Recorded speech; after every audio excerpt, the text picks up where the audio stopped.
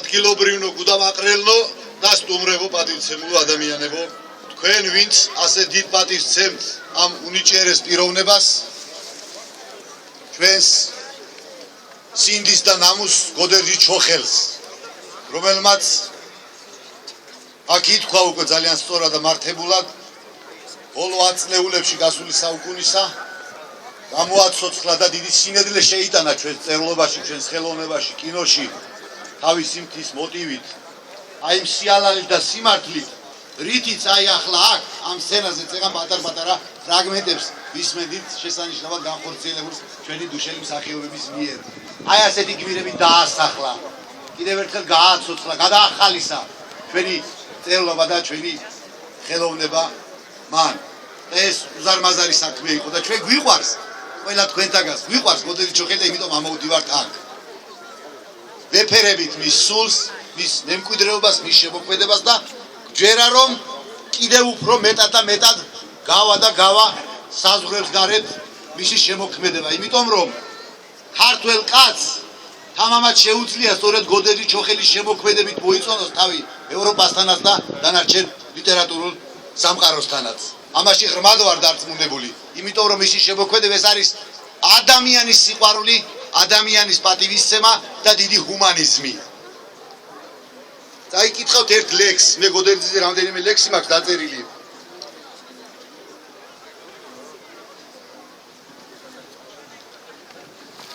ეს ლექსი ეძღვნება იმ ტრაგიკულ მოვლენას, როდესაც მას ჰქონდა სუიციდის მცდელობა. თვითმკვლელობები გახშირდა ჩვენში მწერალთა შორის, სიცოცხლის პინას არ ყოფნის მსუბუქი პინა წონის.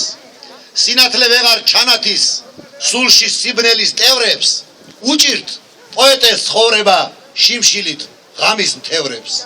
უიმედობა გარემოს ისე იპყრობს და გარსავს, როგორც არაფერს არასდროს ალბათ არ არა არსად.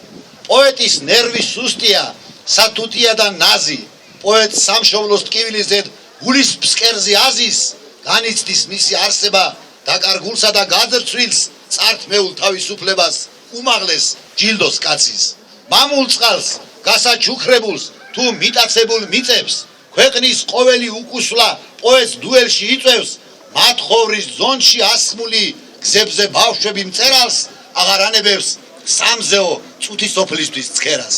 აუტანელი გარემო გაუსაძლისი ჟამი შხამს და სანსალას თავაზობს თავის უძირო ჯამით და ვეღარ უძლებს მსუბუქი ნერვი საწუხარს ამდენს, თავადაც უნდა შეძლებით ამირან გმირს რომ გავდეს, მაგრამ მარტივი გზით მიდის, უმოკლეს ბილიქს ირჩევს, მიჰყვება კუპრის მდინარეს, უსვამს შავტარა ნიჩბებს, თავს იკლავს, ჯოჯოხეთიდან კვლავ ჯოჯოხეთში მიდის, არ უნდა მაგრამ გაქცევის დომა ღრმაა და დიდი, რადგან ამ სოფლად ყველასთვის თითქოს ზედმეტი არის, რადგან არავის ჭირდება მისი სიტყვა და ქნარი, გონება ვეღარ ერევა, გონება ვეღარ განსჯის, ზაფხსა და უსაზღვროებას, უკიდეგანო ტანჯვის და წყდება ძაფი სიცოცხლის, თუმცა საკუთარ ხელით დიდ კითხვად შემობრუნდება, მაინც ვინ არის მკვლელი?